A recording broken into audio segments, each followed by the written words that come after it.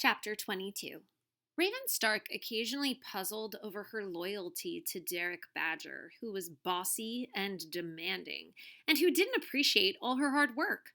But she was a team player, and she took personal pride in the success of Expedition Survival.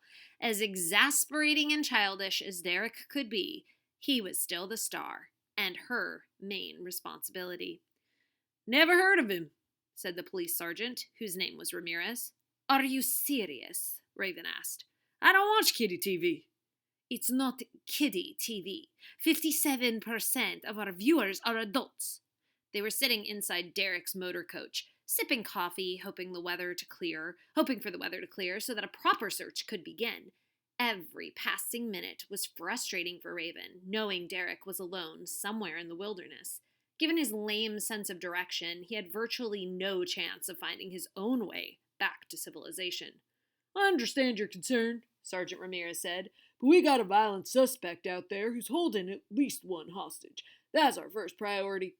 Catch the guy before somebody gets hurt." In her head, Raven knew the policeman was right.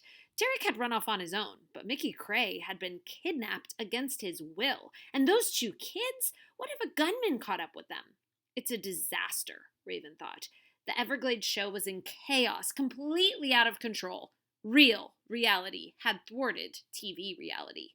A local news crew had shown up at Sickler's place 5 minutes behind the police, and by tomorrow, an army of media would be camped outside. The director and the cameramen were making morbid bets on how long it would take for Derek's body to be found. What else could go wrong?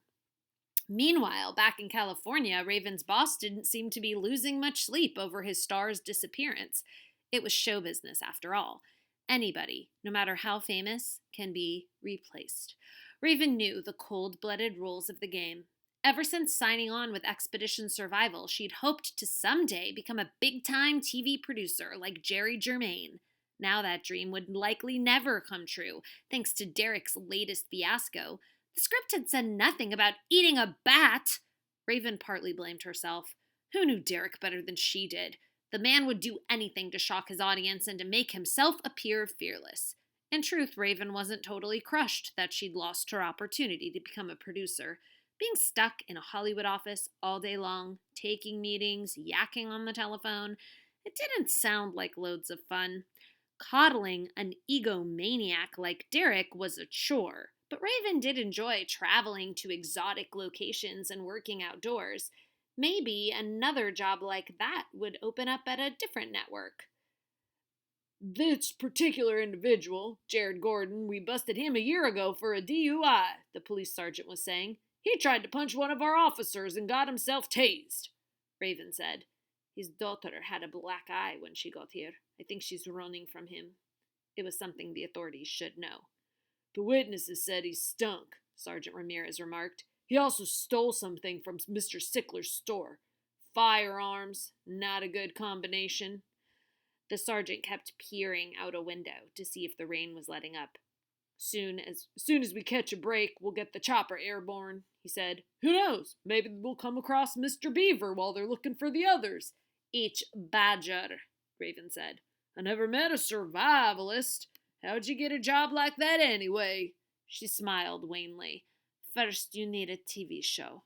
The more she thought about it, the more ashamed she felt for suggesting to the police that finding Derek was more urgent than capturing the dangerous Jared Gordon. "What do you know about the hostage?" Sergeant Ramirez asked. "See for yourself," said Raven. She placed a disc into the DVD machine and played the uncut footage of Derek being thrashed by Alice, the Wrangler's giant alligator. The sergeant was fascinated. "Who's the chubby dude with the orange hair?" "That would be Mr. Badger." "And the crazy guy who jumped in to save him?" "That's Mr. Cray, the one who got kidnapped by the gunman." Sergeant Ramirez cocked an eyebrow. "Could I see that video again?" "Certainly." They watched the gator scene 2 more times. Afterwards, Sergeant Ramirez said, "Wow, that Cray dude has no fear." "He's an unusual person," Raven agreed. The sergeant put down his coffee cup. "I'm betting Jared Gordon's got his hands full right now. What do you think?" After T-boning the cypress log, the airboat crashed upside down in the grassy flats. Mickey Cray landed on a natural cushion of cattails 10 yards away. Surprisingly, his head didn't ache, and his vision was perfect. When he saw the wrecked boat, he felt sure that Tuna's father was either dead or badly injured. But he was wrong. Jared Gordon clambered from beneath the overturned hull and trained his pistol on Mickey. "Don't you move." "Anything you say, brother." "Come, grab my stuff." Jared Gordon had chipped a front tooth, but otherwise was unhurt. The leather belt with which he'd strapped himself to the driver's platform had held him tight, saving him from being thrown under the weight of the boat. Mickey was amazed that the man had hung on to the gun. "Let's go," Jared Gordon snapped. "Take it easy."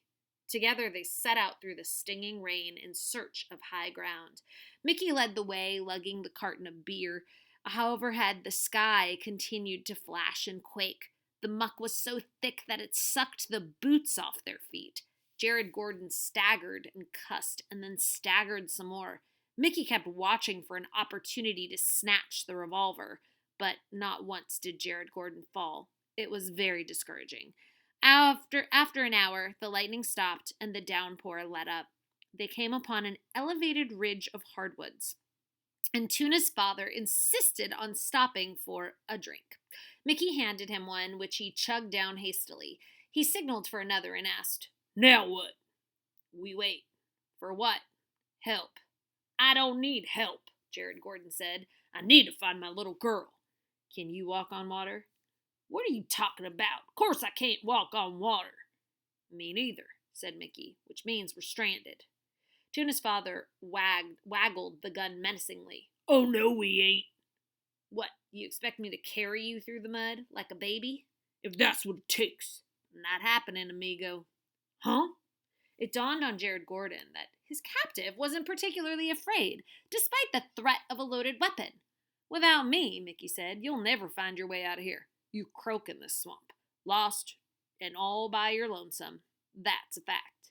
Even on a good day, Jared Gordon's brain didn't run like a smoothly oiled machine, and today wasn't a good day. It was a rotten day.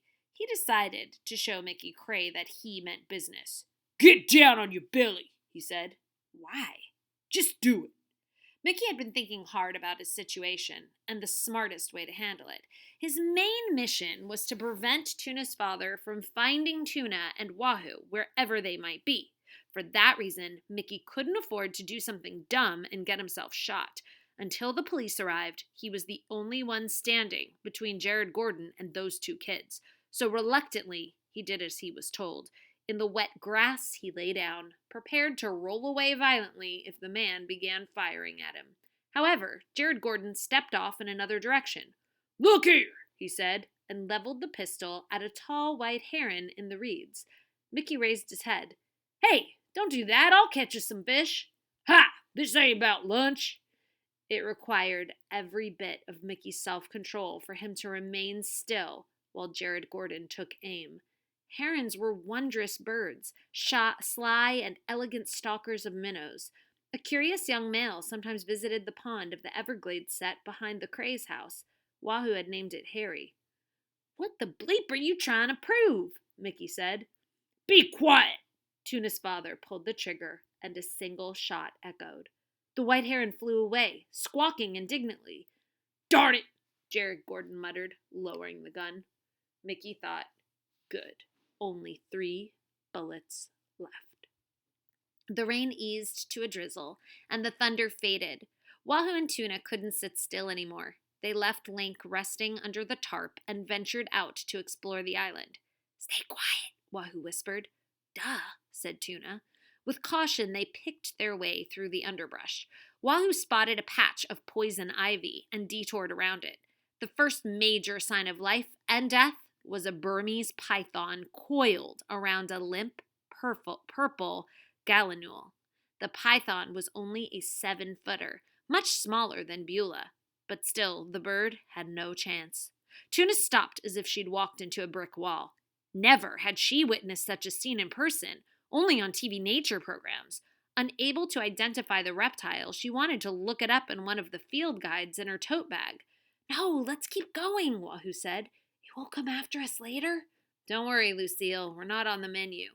He could see she was rattled. Memorizing the scientific names of wild species was not the same thing as entering their world. The bird had died so that the snake wouldn't starve. Pretty brutal, Tuna said. Humans can be worse. They do things out of pure meanness. Tell me about it. Wahoo heard the pain in her words. I didn't mean it that way, he said. No big deal. Daddy is what he is. They circled the feeding python and moved on. Tuna's flip-flops kept sticking in the mud, so she kicked them off. Because of the heavy downpour, the borders of the tree island had shrunk with the rising water. Wahoo pointed out a drag mark where a hefty gator had crawled up the bank to sleep. Where's he at now? Tuna asked, looking around. Stop worrying. I'm not worried. Wahoo was the first to spy the empty airboat, its propeller blade showing through a gash in the cattails. He crouched low and pulled Tuna close. Is it them? She whispered anxiously. I don't know. Stay here while I check it out. No way! I'm serious, Wahoo said. Me too, Lance. I go where you go. They approached with cat-like caution. Tuna's legs were speckled with mosquitoes, but she didn't dare slap at them for fear of being heard. Wahoo listened intently for voices, especially his father's. The woods remained silent except for the murmur of raindrops on the leaves. Wahoo halted a few feet behind the beached airboat. Wrong color, he said. The one that Tuna's father hijacked had a glam sparkle green hull. This boat was hand-painted in dull camo colors. It's Lynx, Tuna said with relief. The one Derek took. From deep in the underbrush came a grunt, followed by an odd, quavering chant. Wahoo edged closer. Mr. Badger? Go away, mate. The bogus Steve Irwin accent was unmistakable. Go away, mate. It's totally him, whispered Tuna. The off-key chanting resumed. Icalaro, Icalaro, gumbo mucho, Icalaro. Are you hurt? Tuna called. Get lost, Derek barked. If you know it's bloody good for you. Tuna followed Wahoo toward the hoarse voice in the woods. They came upon the TV star scrambling awkwardly up a Brazilian pepper tree. The punctured helmet cam sat crookedly on his head, and a burn hole was visible in his shorts. He looked haggard and wild-eyed. Come down from there, said Wahoo. No, I've got the curse. What curse? Asked Tuna. Run for your lives, both of you. Chomp, chomp. Wahoo said, We need that airboat, Mr. Badger. Are you blind, boy? The bloody thing's full of water. You're going to help us bail it out. Just leave me alone. Take it easy up there, Tuna advised. This was her second up-close encounter with the legendary survivalist, the first being his botched attempt at bat eating, and so far she hadn't been dazzled. He certainly wasn't much of a climber. Icalaro, Icalaro, gumbo mucho, Icalaro, he yowled from the pepper tree. Wahoo threw up his hands. Who has time for this? It's the curse of the undead, Derek decreed hoarsely. More like the curse of the unglued, thought Wahoo. They heard a sharp pop, like a car backfiring. Then a heron began to screech. Tuna spun around. Was that a... gun? Yeah. Wahoo tensed. They were downwind from the shooter, although the distance was difficult to guess. 100 yards? 200? Something tumbled through the branches and landed with a thud at Tuna's feet. It was the battered helmet cam. Help me! Cried Derek Badger, suddenly no trace of Australia in his voice. He was dangling upside down, arms flailing, one fleshy leg hooked over a bough that was plainly too thin to support his tubbiness. Are you shot? Tuna yelled. Hang on tight! Somebody catch me! Uh-oh, said Wahoo, tugging Tuna out of the way. He's gonna fall!